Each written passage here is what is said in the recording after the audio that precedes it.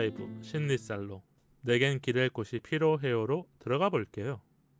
기댈 곳이 없는 사람들에게 위로를 주고 싶었는데 그런 생각이 들더라고요.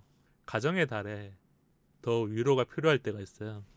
우리가 주변을 보면 가정의 달이어서 함께하는 분들의 모습들을 많이 보거든요.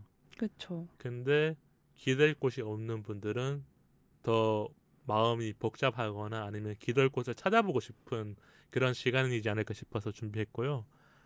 희전님이랑 이런 이야기를 나눌 수 있다고 생각이 든 게 한 번 오셨던 분이기 때문에 네. 이게 처음에 이런 걸 물어보면 좀 쉽지 않잖아요. 그쵸, 훅 들어가는 거잖아요. 그렇죠. 근데 제가 희전님의 책도 읽어보고 지난 방송에서 같이 좀 이야기를 나눴기 때문에 오늘 편안하게 대화를 할 수 있을 것 같아요. 그럼 희전님은 혹시 힘든 날에 괜찮아 했던 적 있을까요? 일단 힘든 날에 괜찮은 척 했던 적은 무수히 많지만 그 중에서 가장 괜찮은 척 하는 그 대상은 보통 좀 부모님 그렇죠. 앞에서 그러는 것 같아요. 부모님이 안부를 물어볼 때 네. 나도 모르게 자동 반사적으로 네, 자동 반사적으로 나 괜찮은데? 아무 일 없어, 괜찮아. 나 뭐 되게 잘 살고 있고 뭐 이런 거죠. 걱정하실까 봐. 이게 괜찮은 척을 안 하고 싶은 건데 그쵸? 그냥 괜찮은 척을 해야 될 것 같은 생각이 드는 것 같아요. 맞아요. 어떻게 보면 부모님은 우리가 기댈 수 있는 존재잖아요. 네. 이 삶을 살아가면서 유일하게 네. 가족이라고 생각이 들고 부모님이기 때문에 하는데 부모님이 물어보잖아요. 또 직접적으로 너 힘든 일 있지? 아니요. 근데도 나도 모르게 이 착한 거짓말이라고 해야 되나 그렇죠. 나오는 것도 아마 청취자분들이 좀 공감하지 않을까 이런 생각이 드는데 그럼 기대고 싶은 날이 있잖아요. 어떤 날 기대고 싶어요? 우리가 진짜 힘든 일을 겪었을 때는 기대는 게 맞는데 네. 평소처럼 지내다가도 문득 월요일 저녁이라든지 뭐 네. 금요일 밤에 갑자기 그런 마음이 들 때가 있잖아요.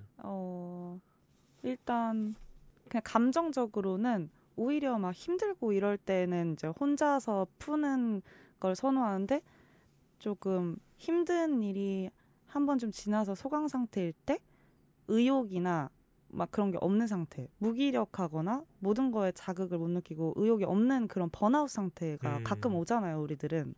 그럴 때는 조금 위험하다고 생각이 되면서 친구에게든 뭐 아니면 무엇에게든 좀 기대야 될 것 같다, 찾아야겠다 이런 생각이 들기도 하고 또 특히나 뭔가 그럴 때 뭐 가정의 달이나 이런 때처럼 나는 가족들에게 달려가지 못하고 혹은 뭔가 다 다른 이유들 때문에 이제 혼자서 뭔가 작업을 하거나 혼자 있어야 되는 시간인데 뭐 핸드폰이나 이런 친구들 소식을 보면 이렇게 막 북적북적 친구들이나 가족 단위로 뭔가를 뭐 이렇게 같이 막 외식도 하고 막 좋은 그런 게 많이 시간을 보이잖아요. 보내는 걸 보면 뭔가 나랑 지금 똑같이 작업을 하고 있는 그런 뭐 혼자 있는 친구 없나? 이러면서 그 친구한테 전화해보고 싶고 그렇게 되죠. 이게 온도가 달라지는 걸 확 느끼는 것 같아요. 나는 일을 하고 있거나 작업을 하거나 물리적으로 체력적으로 뭔가 집중해야 되거나 네. 시간적으로도 부모님을 뵈러 갈 수 없거나 친구를 만나는 시간이 없는데 주변 사람들이 가족 여행을 간다거나 아니면 아까 말한 것처럼 외식을 한다거나 이런 걸 봤었을 때는 온도가 다르잖아요. 그렇죠. 나는 너무 이렇게 힘든 온도에 있는데 맞아요. 저기는 따뜻해 보이기 맞아요, 때문에 맞아요. 나도 모르게 마음이 더 아프거나 핸드폰을 꺼내잖아요. 네. 부모님한테 한번 연락해볼까. 그렇죠. 근데 거기까지인 것 같아요. 맞아요. 근데 또 그게 또 쉽지 않 그냥 하면 되는데 연락해서 그냥 하면 저는 그래요. 목소리 좀 듣고 뭐 이렇게 전화를 안 하거든요. 막 대화도 하고 그렇게 하면 되는데 또 그게 또 쉽지 않죠. 잘 안 되죠. 참 신기한 건 그런 날들이 있는데 어떤 날에는 부모님도 연락이 안 오는데 부모님도 기가 막히게 연락할 타이밍이 있어요. 밤늦게 마음이 너무 이렇게 진짜 가라앉고 어떤 말을 쏟아내고 싶은 순간이 오잖아요. 그렇죠. 휴대폰을 잘 안 보는데 진동이 막 울려요. 네. 근데 딱 엄마라고 떠요. 맞아. 저도 그럴 때 있어요. 원래는 바쁠 때는 엄마가 오면 나중에 전화해야지 하는데 그때는 맞아요. 그냥 일단 받아서 맞아. 시시콜콜한 얘기부터 시작하는 것 맞아. 같아요. 그렇게 하다 보면 막 얘기를 하게 되기도 하고. 그러다 딱, 보면 뭔가 힘든 얘기를 한 게 아니라 엄마가 어떻게 지냈는지랑 내가 어떻게 지냈는지를 같이 얘기하다 보면 한바탕 막 대화 이렇게 하고 네. 나면 그게 조금 위로가 그래도 되지 않았었을까. 그게 우리가 모르는 그 마음의 위로가 딱 오는 거죠. 맞아요.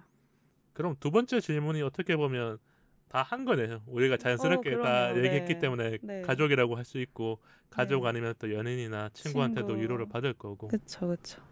또 궁금한 게 이렇게 힘들게 뭔가가 오면 감정이란 게 달라지잖아요. 네. 이 감정 중에서 제가 몇 가지를 가져왔어요. 네. 어떤 감정이 나를 가장 힘들게 하는지 한번 골라주시면 좋을 것 같아서요. 네. 청취자분들도 한번 선택해 보시면 좋을 것 같아요. 최선, 불안, 막연함, 쓸쓸함, 비교, 불면, 인간관계. 최선을 다했다는 그렇죠. 거죠. 내가 시간을 하나에 집중하면 뭐 가족도 못 보고 아니면 친구도 못 만나고 그것이 자신을 힘들게 하는 오히려 나를 너무 채찍질한 거니까. 최선, 불안, 막연함, 쓸쓸함, 비교, 불면, 인간관계. 저는 이 중에서 가장 힘든 키워드는 비교인 것 같아요. 네. 청취자분들도 이걸 선택하는 분들이 많이 있을 것 같아요. 이게 제가 최근에 칼럼을 봤었거든요. 20대, 30대 분들이 우울과 불안을 많이 느끼는 이유가 SNS 때문에. 타인과의 비교. 근데 그 안에서 타인과의 비교가 수많게 일어난대요. IT가 발달되면서 많은 거를 공유하게 됐는데 오히려 그게 보는 사람들마다 관점이 다른 거죠. 그렇죠. 너무 잘 지내는 거 아니면 너무 잘 되는 거를 봤었을 때 맞아요. 어떤 사람은 잘 되는 것만 올리겠지만 그렇죠. 보는 사람은 그게 아니거든. 나는 이렇게 힘드는데 그 보는 상대 거에 대해서 좀 비교를 하면서 감정이 그렇게 들어가는 거죠. 저도 그런 영향을 정말 많이 받는 것 같아요. 솔직히 이제 타인의 삶을 간접적으로 접할 수 있는 기회가 너무 많아지다 보니까 진짜 많아진 거죠. 너무 다양한 사람들이 어떻게 사는지를 한눈에 볼 수도 있고 들을 수도 있고 근데 사실은 그 SNS에 올리는 것들은 본인의 인생의 하이라이트인 장면을 장식하는 거잖아요. 그 한주에서 좋았던 순간과 아니면 보이고 싶은 순간만 딱 보이는 것도 있잖아요. 그렇죠. 가장 보여주고 싶은 모습과 내가 기록해서 꼭 남겨두고 싶은 순간 정말 하이라이트를 박제해두는 거라고 생각을 하는데 그걸 알면서도 이제 내 인생의 하이라이트와 저 사람 인생의 하이라이트를 비교하게 되기도 하고 저게 보이는 게 다가 아닐 거라는 걸 알면서도 망각을 해요. 우리가. 그럼요. 그게 어쩔 수 없이 그렇게 되는 것 같아요. 그게 힘든 날에는 더 망각을 하게 되는 게 맞아. 나는 왜 이렇게 힘들지? 맞아. 마음이 오히려 풍족하고 풍요로운 날에는 저 사람이 저렇게 행복하게 사는 모습을 보면 기분이 좋아진다거나 혹은 더 열심히 성공하는 사람을 보면서 자극을 얻는다거나 그렇죠. 이렇게 발현이 되는데 마음이 정말 힘들고 좀 마음에 좀 방이 없을 때 그런 걸 접하면 나와 끝없이 비교하게 되면서 나는 왜 이렇게 별로지? 나는 왜 저렇게까지 행복하게 안 사는 것 같아. 이러면서 난 왜 이렇게 못하지? 뭐 이런 생각이 드는 거죠. 끝없이 자존감이 밑으로 내려가는 것 같아요. 진짜 자존감이 지하가 있을 거라 생각하는데 그 지하보다 더 밑으로 내려가는 게 있어요. 이게 심해라고 해야 되는지 모르겠지만 저 진짜 그거 공감해요. 어릴 때는 바닥만 치면 다시 올라갈 수 있지 했는데 없어. 칠 수 있는 바닥이 없어. 바닥에서 지하 갔다가 지하에서 진짜 더 내려가서 심해라고 해야 되는 우리가 맞아. 알 수 없는 그 공간까지 가는 게 있어서 맞아요. 진짜 알 수 없는 공간까지 내려가기 때문에 청취자분들도 진짜 공감 갈 거예요. 여기 지금 그 뽑아주신 단어를 비교라는 게 저는 다 품고 있는 것 같아요. 비교로 인해서 쓸쓸함과 막연함과 불안과 그 감정들이 다 같이 이렇게 엮여 있는 거죠. 그러다 보면 또 최선을 다하게 되고 뭐 이런 식으로 다 연결이 긴밀하게 되는 것 같아요. 연결고리 안에 있어서 그 메비우스 띠처럼 그쵸. 이런 힘든 순간이 올 때마다 한 번씩 돌아갔다가 맞아요. 어느 순간 다시 튕겨가서 맞아요. 행복하게 지내다가 맞아요. 근데 살다 보면 힘든 순간이 더 많아요. 맞아요. 행복한 순간들도 잘 기억하겠지만 계속 그렇게 굴곡을 이렇게 느끼면서 살아가는 거죠, 다들. 저도 하나 이야기하자면 최선 같다는 생각이 드는 게 네. 지난 방송에서도 짧게 얘기했었던 것 같아요. 방송가 뭔가 내가 하고자 하는 일을 하게 되면 저는 시간을 계획적으로 만들어놔요. 네. 화요일에는 방송, 수요일에는 편집, 목요일에는 업로드, 그리고 토요일, 일요일에는 게스트 섭외라든지 대본 작성. 꽉 채워져 있네요, 스케줄이. 딱. 제 머릿속에는 꽉 채워져 있죠. 근데 지인들 입장에서 모르잖아요. 그쵸, 화요일에만 모르죠. 방송하니까 화요일만 모르죠. 아니면 괜찮다고 생각하는데 저도 다른 일을 하다 보면 계속 시간을 쪼개서 해야 되잖아요.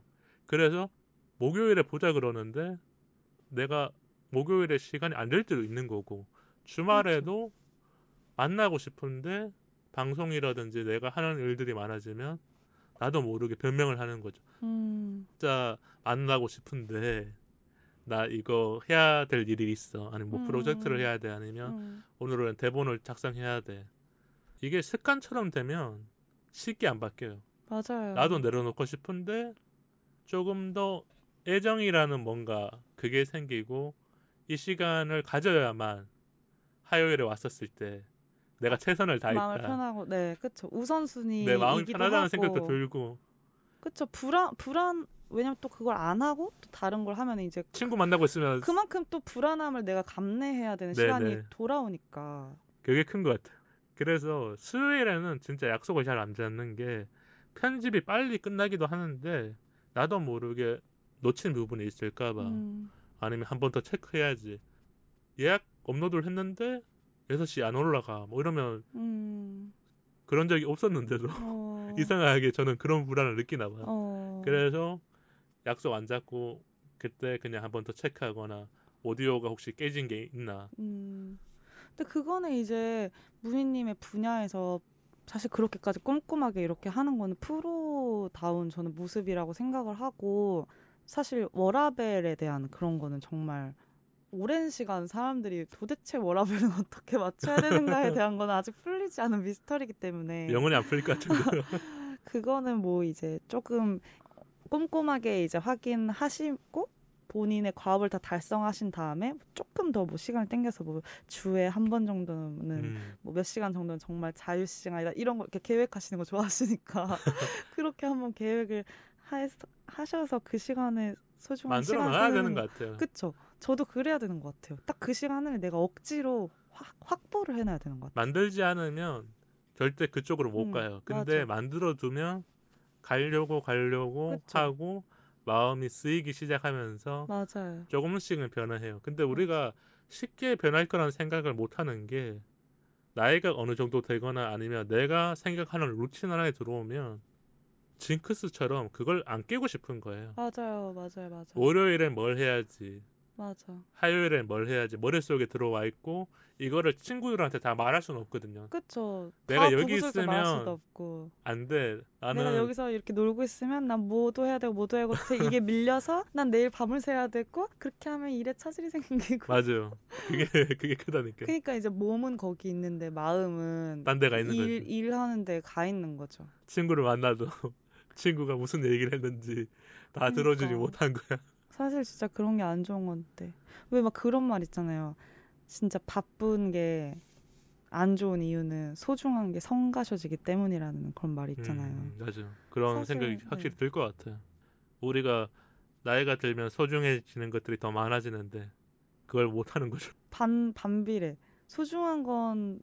소중함에 대해서 더 많이 알아는 가는데 접하지는 않게 되는? 더 멀어지고 있는 더 거죠. 멀어지는? 네. 마음으로만 소중이라는 그 크기는 커지거든요. 맞아요. 근데 우리는 더 멀리 도망가는 것처럼 맞아.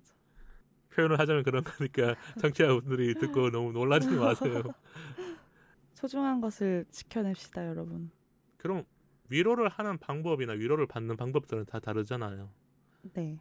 어떤 사람은 밥을 먹어도 모르는 척을 해주잖아요. 힘든 일이 있는 걸 아는데도 희조님 힘든 일이 있어도 친구가 그냥 밥 먹자 그러면 밥 먹으면서 평상시처럼 해주는 사람도 있고 네. 어떤 친구는 밥을 먹자마자 너 그때 보니까 힘든 일 있었던데 무슨 일 있었어? 이렇게 물어보는 사람이 있잖아요. 네. 어떤 위로의 방법이 더 나으실까요? 저는 전자가 좋습니다. 모르는 척 해주는 척 거는 그냥 자연스럽게 그냥 별로 다른 거 없이 그냥 저를 대해주는 게 저는 일상처럼. 편해요. 네. 그러다가 제가 너무 힘들거나 말하고 싶을 때가 말하고 생기잖아요. 싶을 때는 제가 먼저 말을 하겠죠.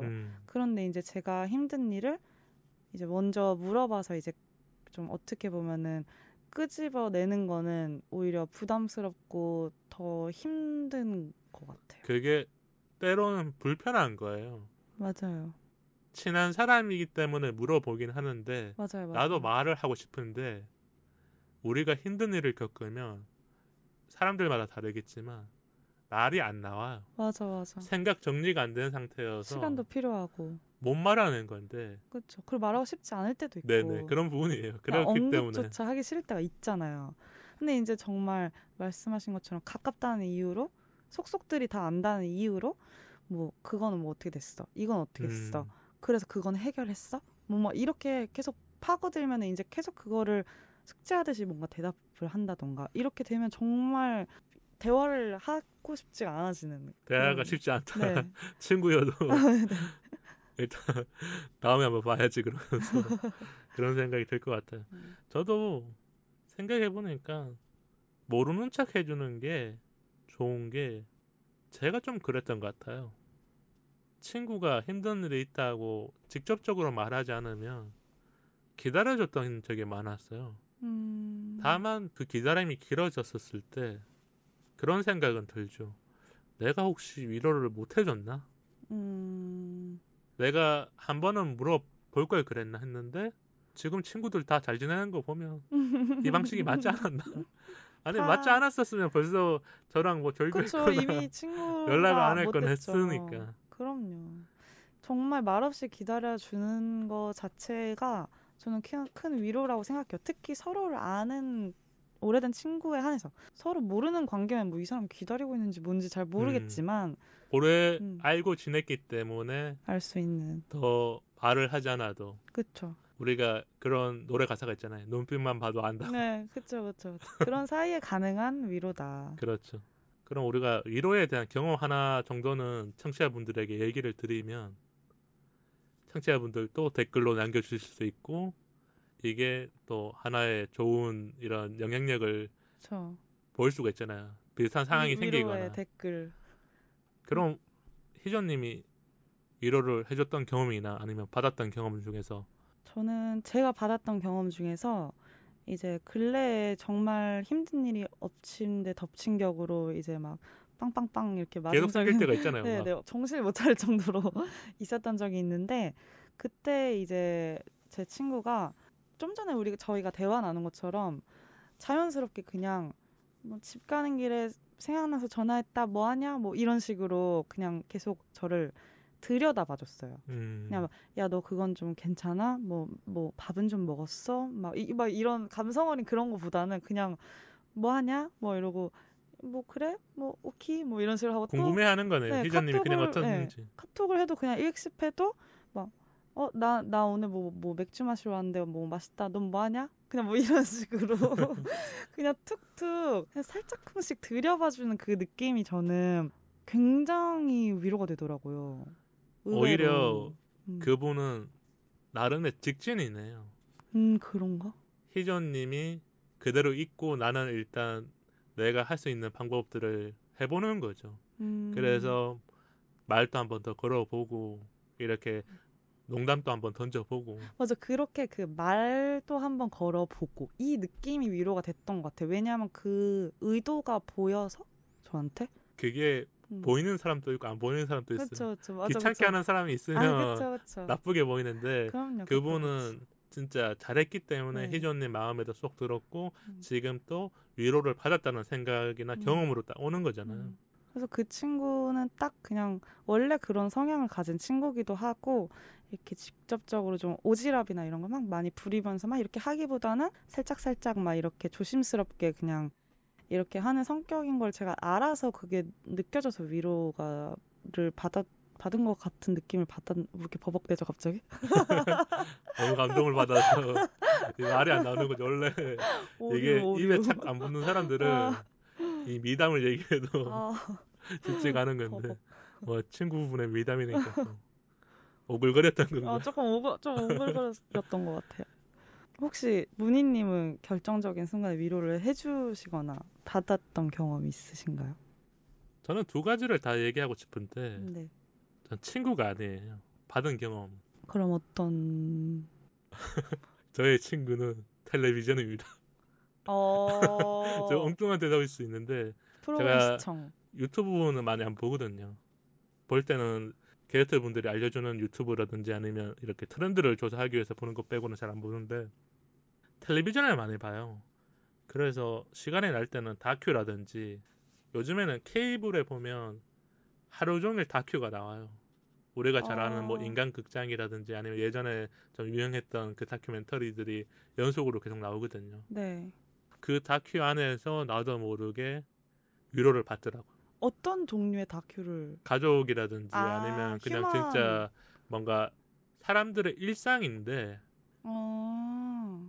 방송을 만드는 사람들이 잘 만드는 게 다큐멘터리는 내레이션이 들어가 있거든요. 그렇죠. 그 내레이션을 하는 목소리도 대단하고 글을 써주는 작가분들도 대단한 게 내용을 집중해서 보는 건 아니에요. 근데 중간에 말이 딱 나와요. 내 마음을 이상하게 후벼 파는 것 같아요. 잔잔한데 이렇게 촥 네. 가라앉은 목소리로 나오니까. 그래서 제가 진짜 존경하는 분은 그 멘트를 쓰는 작가분들이 대단하다. 여기다가 그 말을 넣는 순간 이 다큐멘터리의 한 편은 완성이 되었다. 왜냐하면 누군가도 나처럼 위로를 받거나 아니면 누군가는 이 다큐멘터리가 참 메시지가 있다고 느낄 것 같거든요. 맞아요. 글이 주는 능력이 있는 것 같아요. 갑자기 그거 다큐멘터리 하시니까 생각났는데 최근에 엄청 힘들었다고 했잖아요. 네네. 그때 이제 직접적으로 친구한테 잠깐 받은 그걸 말씀드렸는데 장기적으로 제가 극복에 정말 거의 이것 때문에 된 게 있어요? 살았다 하는 게 있었는데 제가 평소에 좀 즐겨보던 글 쓰는 작가님이 계시거든요. SNS로 활동을 하시고 글을 올리시는 거군요. 네, 글을 이렇게 짧게 올리시고 긴 글도 올리시고 하시는 분인데 그 글의 결이 좀 저랑 맞아서 제가 가끔 봤거든요. 근데 그분이 딱 제가 힘든 시기에 메일링 서비스를 하시는 거예요. 그러니까 일주일에 2번 정도 글을 보내주시는 독자한테 거군요. 글을 보내주는 걸 한 달 동안 이렇게 해가지고 녹음 파일 같은 것도 한 2번씩 이렇게 보내주시는데 주제가 왜 사람이 힘들면 모든 글을 보고 다 자기 얘기라고 착각하잖아요. 감정이입을 다 하죠. 네, 이입하잖아요. 근데 작가님이 보내주시는 주제가 항상 뭐 예를 들면 그날 난 왜 이렇게 우울하지? 행복이란 뭘까? 막 이렇게 생각했으면 뭐 갑자기 뭐 행복은 유료입니다. 뭐 이런 글이 온다던가 적절한 타이밍에 딱 내 마음을 딱 훔치는 가는 거군요. 거의 막 자꾸 제 식으로 해석이 되는데 글도 막 무겁진 않고 그냥 작가님이 사는 이야기. 나는 오늘 이런 생각을 담백하게 했다. 썼는데 그 담백함이 희조님 마음을 더 이렇게 촉촉하게 이렇게 적셔주는 게 아닐까. 그래서 그냥 타인은 저렇게 사는구나 이런 거를 그 글을 구독을 하면서 항상 끝나면은 그 글을 빨리 읽고 싶어서 침대에 누워가지고 새로운 봤었군요. 메일 그래서 항상 메일에 뉴가 이렇게 1하고 떠 있잖아요. 그럼 그렇게 반갑더라고요, 제가. 기다려지는 메일이었군요. 그래서 기다려지는 뭔가가 하나라도 있었던 거잖아요. 의욕이 없는 와중에. 그게 정말 결정적인 위로가 됐던 것 같아요. 제가 받은 위로랑 비슷한 것 같아요. 우리가 지금 다큐랑 글이지만 그 안에 일상과 내 마음이 어느 정도 반영이 돼 있거든요. 문장이라든지. 그래서 한 번에 흡입이 되는 거죠.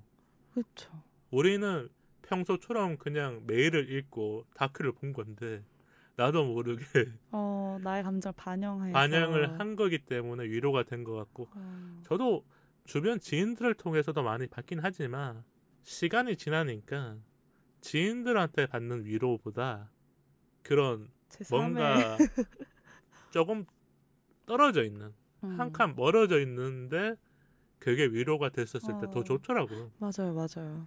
우리가 잘 보면 진짜 나를 아는 사람한테 위로받는 것보다 모르는 사람을 만나도 1시간 동안 얘기해도 위로를 받을 때가 있거든요. 맞아요. 비즈니스적으로 만나도 일을 40분 하고 10분 동안 그냥 이 노가리 타임 있잖아요. 그러면서 뭔가 일 힘들다거나 아니면 각자 회사 얘기하는데도 위로가 될 때 있는 그쵸, 것처럼 맞아요. 그게 우리가 이 사회를 살아가면서 배운 위로, 얻은 위로지 않을까 이런 생각이 들어서 제가 좀 얘기했던 그쵸. 거고. 혹시 그럼 아까 제가 결정적인 순간 해주신 경험은 말씀 아직 안 해주셨는데. 해준 경험은 진짜 많은 게 제가 방송을 계속 꾸준히 했잖아요. 한 번씩은 돌아봐요.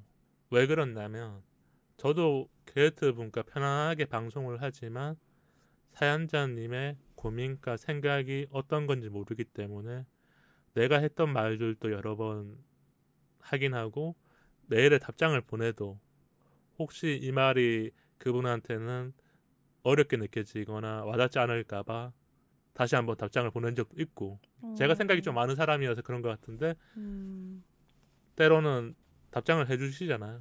그랬었을 때 위로를 받았다거나 고맙다는 말, 그 짤막한 말에도 진심이 묻어나는 게 보이잖아요. 그쵸. 제가 기대했던 게 뭐 제가 답장을 진짜 열심히 써서 보내서 그분 또 열심히 답장을 보내드리는 걸 바라는 게 아니라 고마웠습니다. 아니면 위로가 됐습니다. 아니면 어느 정도 해결이 됐습니다. 이런 말들이거든. 근데 그런 것들도 받았고 제일 좋았던 거는 결정적인 순간에 위로를 해줬다고 느끼는 게 게으트 분들이랑 또 처음 만난 분들이랑은 라포가 안 생기거든요. 네. 덜 생긴 거죠. 제가 뭐 사전 통화도 하고 그분에게 질문도 하고 우리가 사연 얘기를 하지만 쉽지 않거든요. 근데 여러 번 게으트를 하시는 분들은 때로는 자기의 이야기를 해주세요. 힘든 일이라든지. 근데 오래전에 오신 게으트 분 중에서 기억이 남는 분이 딱 2분 계세요. 한 분은 친구가 이제 안타깝게 하늘나라로 갔어요. 근데 저도 그런 경험이 있었거든요. 게으트 분이 얘기해 주니까 어떤 마음인지 알 것 같은 거예요.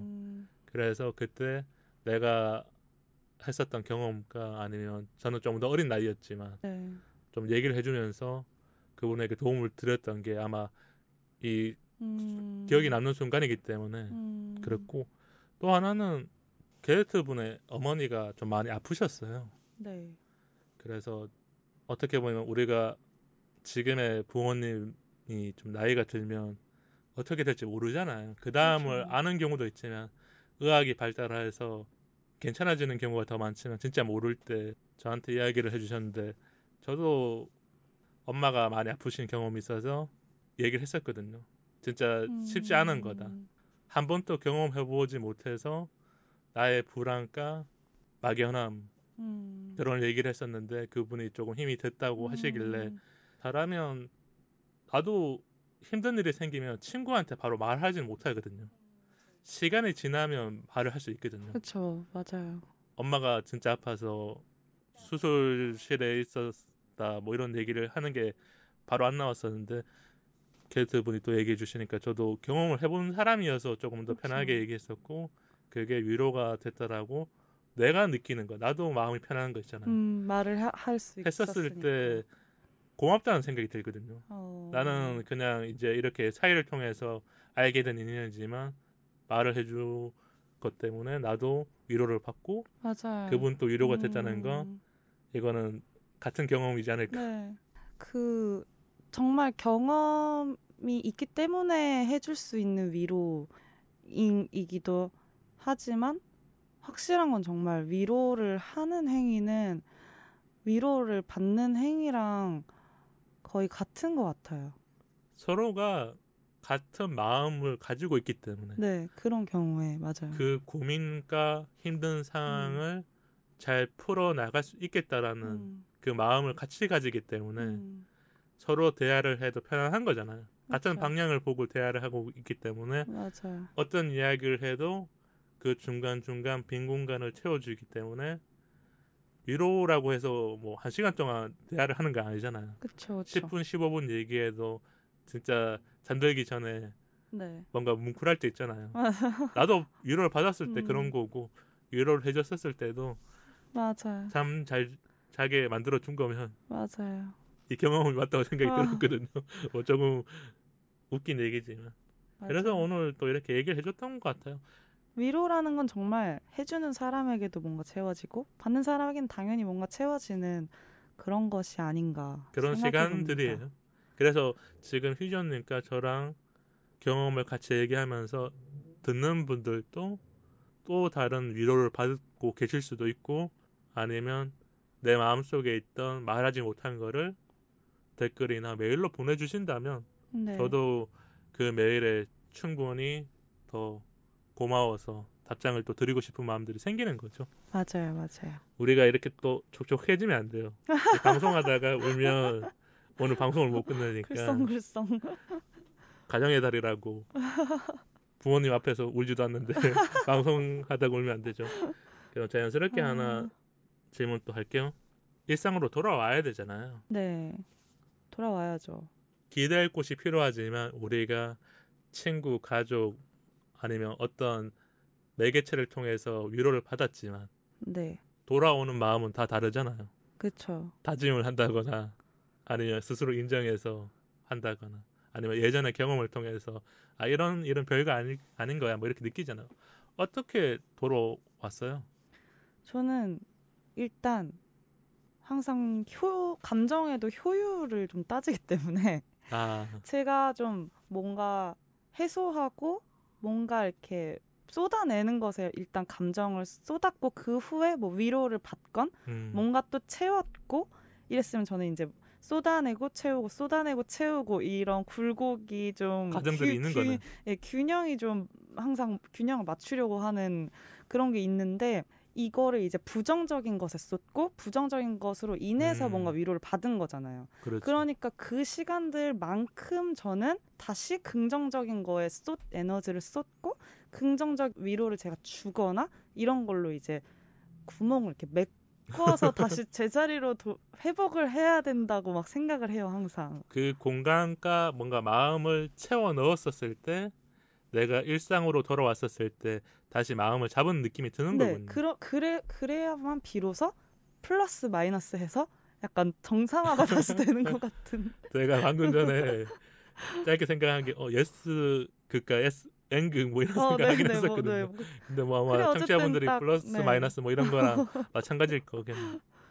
밀어내는 것처럼 보이지만 뭔가 같이 또 이렇게 붙게끔 만드는 거니까. 네. 저는 다짐을 했던 것 같아요. 항상 이 다짐이라는 게 새해만 하는 건 줄 알았거든요.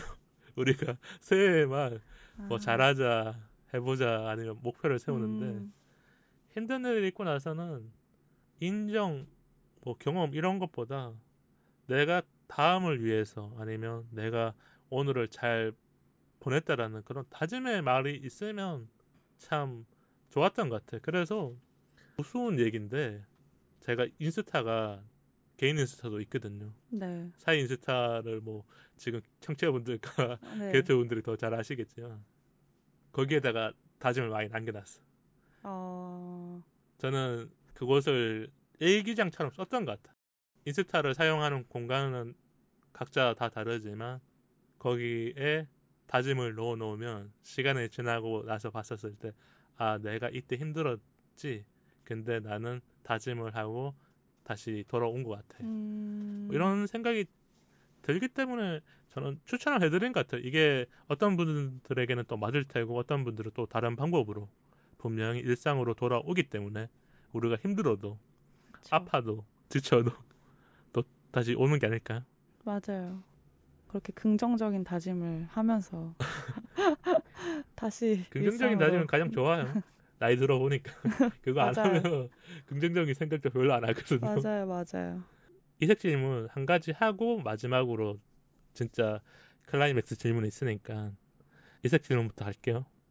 힘든 일을 겪고 나서 주변 지인이 나에게 다행이라고 위로를 건네면 어떨 것 같아요? 제가 이걸 청취자분들을 위해 조금 더 설명해 드리자면 통상의 언어라는 게 있어요. 다행이야, 괜찮아, 밥 먹자 위로라는 표현을 할 때, 근데 다행이야라는 말을 우리가 많이 위로로 하는 언어로 사용이 된대요. 그래서 저는 뭐 좀 다를 수 있지만 희조님은 이 위로를 받았었을 때 내 감정은 어떻거나 아니면 이렇게 생각이 든다, 조금 얘기해 줄 수 있을까요? 저는 그냥 그 다행이야라는 말에 모든 게 다 함축되어 있다고 생각을 해요. 잘 담겨져 있는 거죠. 네, 그래서 저는 참 다행이다. 그냥 이렇게 덤덤하게 친구가 말해준다면 좋을 것 같습니다. 마음이. 그 친구도 때로는 위로를 어떻게 해야 될지 모를 때가 있어요. 그쵸. 경험한 거는 그래도 말을 할 수 있는데 잘 보면 경험하지 못한 것들이 더 많거든요. 맞아요. 제가 좀 나이가 좀 많아서 경험을 많이 한 것 뿐이지 저도 20대 때는 위로를 하는 방법을 몰라서 못한 적도 많고 아니면 무심코 넘어간 것도 많은데 다행이야라는 말이라도 했었으면 괜찮았는데 제가 그 말도 안 했던 것 같아서 때로는 이렇게 미안한 생각도 들고. 다행이야라는 말 말고 그러면 어떤 현실적인 위로를 해주신 건가요? 현실적인 위로를 많이 해줬다는 생각이 드는 게 20대 후반까지는 제 삶이 참 괜찮았던 것 같아요. 이게 30대 분들한테는 좀 미안한 얘기인데 30대는 나이가 들수록 더 가팔라져요. 20대 때는 목표가 있으니까 그 목표까지 다가가면 뼈저리게 겪고 있습니다. 산에 딱 올라가는 거거든요. 정상에 올라가는 거면 괜찮은데 30대는 정상이 없어요. 그냥 가파른 길이 하나가 더 생겨요. 플러스가 생겨서 정상이 왔지라고 생각하는 순간 뭐가 생겨서 언제 끝나지? 이런 생각이 들기 때문에 조금 더 삶이 팍팍해진 느낌도 들지만 그러면 내가 주변 사람들에게 현실적인 위로를 한번 해주면 어떨까? 때로는 현실적인 위로가 지금 주변 지인들에게 더 좋지 않을까라는 생각이 드는 게 저도 살아보니까 현실적인 위로를 잘해주는 사람은 없어요. 가끔은 있는데 현실적인 위로가 없어서 저도 힘든 적이 많았거든요. 현실적인 위로가 정말 필요할 때가 할 있죠. 때가 있는데 막연한 위로. 막연해요. 친구랑 1시간 술 먹고 온다고 해서 풀리는 게 아니거든요. 그렇죠. 정말 현실적인 대안이 지금 나와야지 이게 뭔가 이렇게 하나 좀 풀린 것처럼 그렇죠. 하는 그런 어려움이 있을 때가 있잖아요. 마무리를 지어줘야 되는데 그쵸. 우리가 겪는 일들이 마무리가 안 됐었을 때 마음이 찜찜하거든요. 그렇죠. 그러면 이게 현실적인 위로, 그 안에 또 근데 마음이 따뜻한 사람들은 감정적 위로도 들어갈 거예요. 뭔가 사실 적절히 좀 배합이 네. 되면은 가장 금상첨화이긴 하죠. 배합이 될 거예요. 그래서 그런 위로가 아마 좋다는 생각이 들었고 조금 고백하자면 우리가 톡방으로 대화를 많이 나누잖아요. 네. 그래서 다행이야라든지 다행을 검색해봤어요. 내가 참 안 하고 있었구나. 문희님이 보내신 그거 네네. 톡방에 검색 기능이 검색 있잖아요. 기능으로. 다행이라 검색하면 뭔가 나와야 되는데 친구들과 동생들은 나한테 그렇게 이야기를 많이 털어놓는데 나는 다행이야를 안 했지만 제가 좀 무슨 얘기인데 방송에서도 했지만 물질적으로 그냥 보상을 했던 것 같아요. 그래도 문희님은 문희님만의 스타일로 위로를 항상 그런 해주시는 분이고 방법인 것 같아요. 또 지인분들은 그게 좋으니까 그게 힘이 되니까 문희님한테 이런저런 이야기를 많이 털어놓는 거 아닐까 생각해봅니다. 맞아요. 제가 갑자기 바뀌면 또 웃긴 거죠. 그렇죠. 갑자기 막 다행이야 이러면 뭐야? 왜 현실적인 조언 해주더니 이제 귀찮아져서 그냥 대충 다행이야 하는 건가 이렇게 생각할 수도 있어요. 그게 맞는 이유가 그런 위로를 필요로 하는 사람들이 있어요. 주변 지인들이 안 해주니까 이 사람은 그래도 현실적인 위로를 해주네. 우리가 고민이 있어도 한 친구한테 다 털어놓는 게 아니거든요. 그렇죠. 맞아요. A라는 친구와 B라는 친구가 있으면 B라는 친구가 이런 얘기를 더 잘해주는 것 같다 그러면 우리가 B한테만 그쵸. 할 때가 있거든요. 그래서 제가 B의 친구가 돼서 뭐 이렇게 좀 해준 것 같고요. 1시간 좀 넘게 얘기했는데 네. 분위기가 초반이랑 좀 달라요. 원래 즐거운 마음으로 만났지만 기댈 곳이 필요하면서 조금씩 촉촉해지고 청취자분들과 저와 희전님이 서로 기대면서 조금 마무리로 가고 있는데 기댄다는 것은 뭘까요? 그럼 기댄다는 것은 어려운 질문이죠. 기댄다는 것은 나 누구한테 기댔어. 나 기대고 싶어. 뭐 이렇게 한다면 조금 답을 하기 좀 쉬울까요? 일단 스스로 괜찮을 때보다는 보통 마음이 좀 힘들 때 기댄다는 표현을 많이 하잖아요. 그렇죠. 말 그대로 정말 어깨를 뭐 이렇게 기댄다 이런 것처럼 마음이 조금 휘청거리고 한쪽으로 기울어진다거나 그럴 때 그 중심을 잡을 수 있도록 나보다 좀 더 단단한 사람의 힘을 빌리는 것? 그런 거 잠시 아닐까요? 기댔다가 돌아오는 거잖아. 우리가 그쵸. 표현하자면 뭐 오뚜기 같은 거죠. 그쵸. 뭐 넘어진 이렇게, 것 같은데 그쵸. 다시 기댔다가 돌아오고 그쵸. 또 힘들면 다시 기대는 거고. 그러는 거죠. 근데 이제 보통 잘 기대지 못하는 사람들이 많은 것 같아요. 제 진짜 주변에도 많아요. 그렇고 뭔가 힘든 이야기를 하면 안 될 것 같고 스스로 뭔가 약한 모습을 보이기를 좀 꺼려하는 분들이 많은 것 같은데 왜냐하면 또 무엇이거나 특히 사람한테 기대면은 의지가 의존이 될까봐 두려워하시는 분들도 많이 계신 것 같고 그리고 일단 의지를 하기 위해서는 내가 지금 힘들다. 내가 지금 좀 약한 상태다. 라고 먼저 털어놓아야 기대는 단계로 가는 거잖아요. 내 마음속에 깊숙한 무언가를 꺼내야 하는 네. 순간들이 많기 때문에 네. 기대는 게 쉽지 않은 거고 네. 본인을 먼저 힘든 이야기를 다 보여줘야 되잖아. 다 보여줘야 되기 때문에 더 힘들어하는 것 같은데 사실 그냥 힘들 때는 친구한테든 가족한테든 뭐 텔레비전, TV라던가 뭐에든 그냥 쉽게 기댈 수 있는 게 좋은 것 같아요. 저는. 기대는 건 사람이 아니어도 돼요. 맞아요. 정말. 저처럼 TV에 기대도 되고 음악이 될 수도 있고 영화가 될 수도 음식이 있고 될 수도 음식이 있고 될 수도 있고 뭐 좋아하는 아티스트가 될 수도 있고 기댄다는 거를 자기가 약하기 때문에 기댄다 이렇게 생각하지 말고 왜냐면 꼭 힘들 때만 기대는 거 아니잖아요.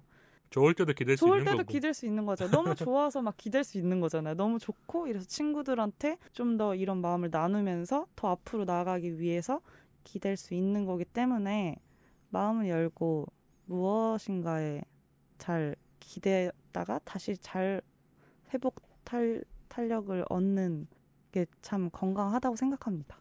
청취자분들이 오늘 이야기를 들으면서 편하게 한번 기대하셨으면 좋겠어요.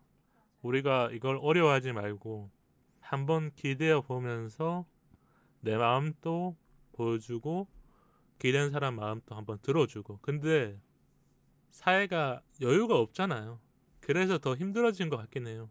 조금 마음의 여유가 있으면 나도 이런 얘기해도 괜찮은데 상대도 힘들어 보이니까 나도 마음을 숨기고 상대도 내가 힘들어 보이니까 마음을 숨기는 거라면 그때가 아니면 안 되는 것 같아요. 그래서 제가 생각하는 거는 기댄다는 것은 그런 상황들을 다 생각하지 말고 한번 해보는 거.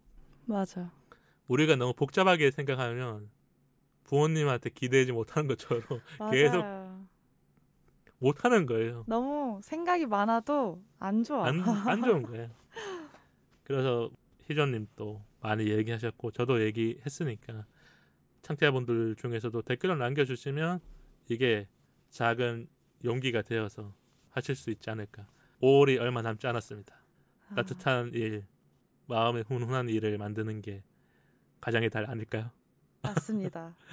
오늘 1시간 좀 넘게 얘기했는데 희전님은 어떠셨어요? 저는 제가 위로를 받고 가는 것 같아요. 위로가 됐나요? 네, 엄청난 위로가 됐고 지금 계속 대화를 하는 순간 이 시간이 지금 진짜 시간이 되게 빨리 간 것 같고 좀 힐링하는 그런 힐링이 됐어요 지금. 그만큼 희전님도 가지고 있는 이야기와 나의 소중한 경험들을 편안하게 털어놓으셨던 것 같아요. 그런 것 같아요. 저도 모르게 아까 희전님 얘기 듣다가 미소 지은 적 있다 했잖아요. 네. 너무 따뜻한 말도 하시고 중간중간에 이렇게 할 수 있는 편안한 얘기들을 청취자분들에게 해주셨으니까요. 정말 이게 그 감정이라는 건 참 돌고 도는 것 같은 게 하필 제가 최근에 조금 힘든 일이 있었고 그렇기 때문에 좀 불가피하게 많은 위로를 받았을 거 아니에요, 에너지를. 그래서 지금 조금 살만해져서 나와서 이제 이렇게 녹음도 하고 있고 위로 에너지를 받아서 네. 오신 거군요. 근데 하필 오늘의 주제가 뭔가 위로 그리고 뭔가 이별 통보에 대한 어떤 이야기. 그래서 제가 받은 위로를 이렇게 모아놨다가 이렇게 또 풀어내는 이런 시간을 가진 게 참 값진 시간이었던 것 같아요. 그렇게 말해주시니까 저도 또 감사한 마음이 크네요. 이런 주제를 같이 하는 게 쉽지는 않아요. 그쵸. 기댈 곳이라는 게 같이 쌓아가는 게 필요하거든요. 이야기가. 그래서 희조님의 이야기들이 저도 많이 와닿았고 청취자분들도 진짜 친구랑 또 이런 얘기 할 수 있지만 누군가 얘기 들으면 나도 모르게 또 생각이 전환이 되잖아. 힘든 일을 겪으신 분들이라면. 맞아요. 우리가 시시때때로 힘든 일들이 생긴다니까요.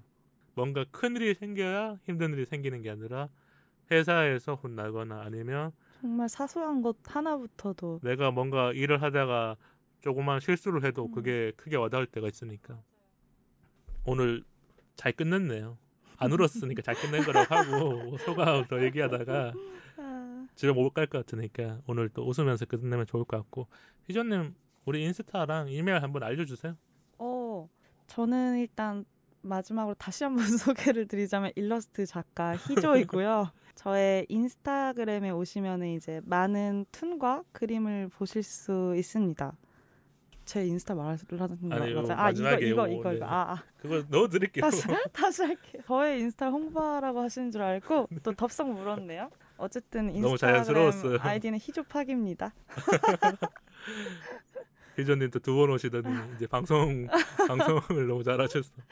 우리 네. 인스타 한번 소개해 주세요. 희조님 인스타 들어갔다 우리 인스타도 들어와야죠. 네, 방송 이외에 인스타 사이사이팟과 이메일 사이사이팟 @gmail.com으로 소통해요. 좋아요와 구독은 우리 방송에 큰 힘이 됩니다. 팟빵 어플로 댓글과 방송 후기 많이 남겨주세요. 긴 이야기는 메일로 기다릴게요. 그리고 다음 주가 또 6월의 시작인데 6월 8일 목요일은 특별편으로 찾아뵐 테니까 많이 기대해 주시고요. 다음 토크는 일상 풍경 맛보면 잊을 수 없는 빵지술래입니다. 오랜만에 음식에 대한 이야기를 하는데 즐겁게 들어주시면 감사하겠습니다. 우리 사이 더 가까워져요. 안녕.